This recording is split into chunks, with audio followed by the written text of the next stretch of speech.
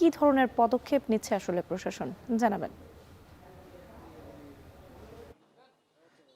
রাচ্ছি বরগুনা জেলায় মূলত 50,000 জেলে কিন্তু নিবন্ধিত জেলে রয়েছে এবং এই নিবন্ধনের বাইরেও কিন্তু প্রায় আরও 50,000 মোট 1,00,000-এরও বেশি কিন্তু জেলে কিন্তু এই অঞ্চলে রয়েছে এবং এই জেলেদের কিন্তু জীবন জীবিকা কিন্তু এই সমুদ্রে মাছ শিকার এবং মাছ বিক্রি এর মধ্যেই কিন্তু জড়িত রয়েছে এবং আজকে কিন্তু আমি দেশের দ্বিতীয় বৃহত্তম মৎস্য অবতরণ কেন্দ্র যেটি রয়েছে সেখানে কিন্তু এসেছি এবং এখানে কিন্তু যারা জেলে এবং পাইকাররা রয়েছে তাদের সঙ্গে আমি কথা বলেছি।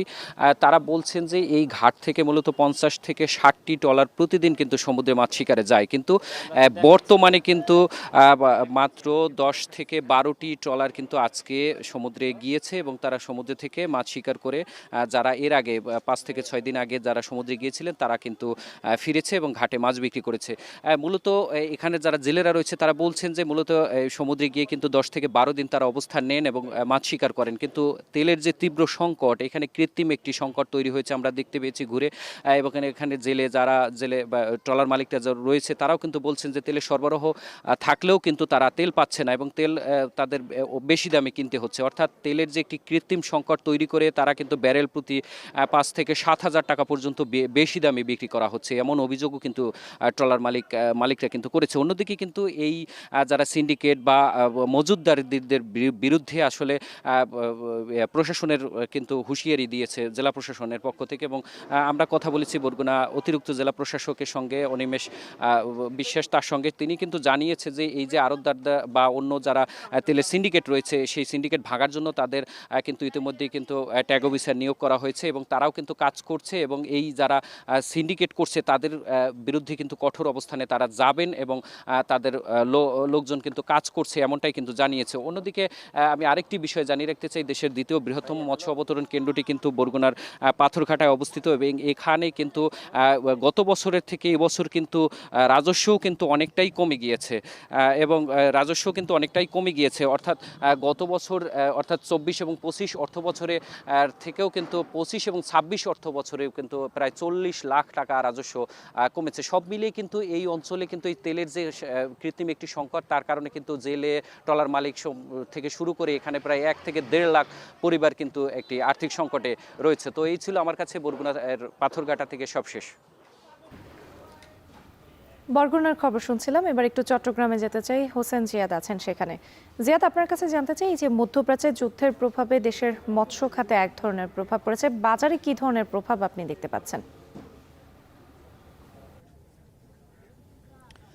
রাত্রি মূলত যুদ্ধ এখান থেকে হাজার হাজার মাইল দূরে হলেও একেবারে দেশের প্রত্যন্ত এলাকা, বাজার থেকে শুরু করে একেবারে রান্নাঘর সব জায়গায় আসলে প্রভাব পড়েছে তার। চট্টগ্রামে মূলত হাজার হাজার জেলে, চট্টগ্রামের যে টেকনাফ উপকূল থেকে শুরু করে একেবারে ফেনী পর্যন্ত বিশাল সমুদ্র এলাকা। আমি যদি পুরো দেশের কথা বলি তাহলে টেকনাফ থেকে একেবারে সাতক্ষীরা পর্যন্ত প্রায় 710 কিলোমিটার এলাকা জুড়ে আসলে জেলেরা মাছ ধরে এবং দেশের যে সমুদ্র সীমা 1,66,000 বর্গ কিলোমিটার, সেখানের 4টি পয়েন্টে আসলে মাছ ধরতে যেতে হয় জেলেদের।